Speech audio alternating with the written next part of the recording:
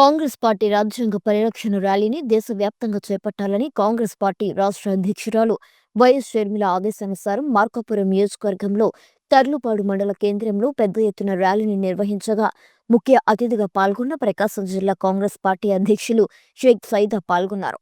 ఈ సందర్భంగా స్థానిక తర్లుపాడు వైఎస్సార్ విగ్రహానికి సైదాతో పాటు కాంగ్రెస్ పార్టీ నాయకులంతా పూలమాలలు వేసి ఘనంగా నివాళులర్పిస్తూ ఆయన కాంగ్రెస్ పార్టీకి చేసిన సేవలను గుర్తు చేసుకున్నారు.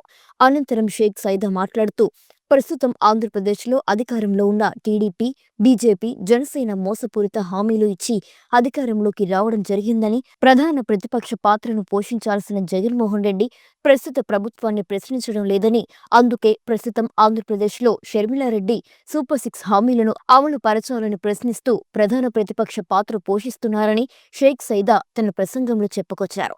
ఈ కార్యక్రమంలో కైపు వెంకటకృష్ణారెడ్డి, పాలుపర్తి విజేష్రాజ్, మన్నం ప్రసన్నరాజు, షేక్ రెహానా బాను, గోరంట్ల కోటేశ్వరరావు, పిల్లి వెంకటేశ్వరరెడ్డి, కాకర్లపూడి వేణు, ఇరిగినేని వెంకట నరసయ్య, ఈమణి కోటేశ్వరరావు, కెఎస్ ప్రసాదరావు, దాసరి బాబురావు మరియు మహిళలు, యువకులు పెద్ద సంఖ్యలో పాల్గొన్నారు. మొన్న 2024 ఎన్నికల్లో చంద్రబాబు ఎన్డీఏ కూటమికి మనందరం కూడా ప్రజలందరూ కూడా ఓట్లేసి గెలిపిస్తే రేపు జూన్ 12 వరకు సంవత్సరం కావస్తా ఉంది.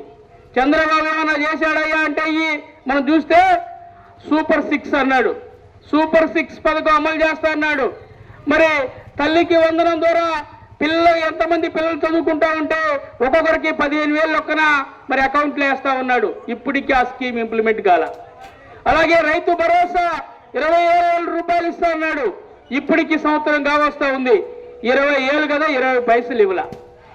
అలాగే మనం చూస్తే మహిళలందరికీ, ఎవరైతే మహిళలు ఉన్నారో వాళ్ళందరికీ నెలకి 1,500 రూపాయలు బ్యాంకులో అకౌంట్లో జమ చేస్తా అన్నాడు.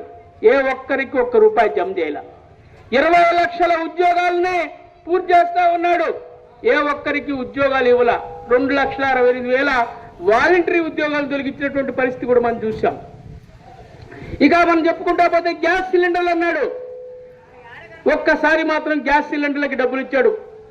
మొన్న ఏప్రిల్ నెలలో గ్యాస్ సిలిండర్లు బుక్ చేసుకుంటే ఇప్పటి వరకు డబ్బులు వల్ల గ్యాస్ సిలిండర్ పథకం కూడా మరి అటకెక్కినటువంటి పరిస్థితులు మనం చూస్తూ ఉన్నాం. ఈ విధంగా మనం చెప్పుకుంటామంటే మహిళలకి ఉచిత బస్సు సౌకర్యం అన్నాడు. మరి మహిళలు ఎదురు చూస్తూ ఉన్నారు. ఇప్పటి వరకు కూడా అతిగతిలేనటువంటి పరిస్థితి. ఈ విధంగా రాష్ట్ర ప్రజల్ని వంచి మోసం చేసినటువంటి చంద్రబాబు అధికారంలో కొనసాగేటువంటి అర్హత లేదని కూడా మీకు తెలియజేస్తా ఉన్నా సోదరులారా.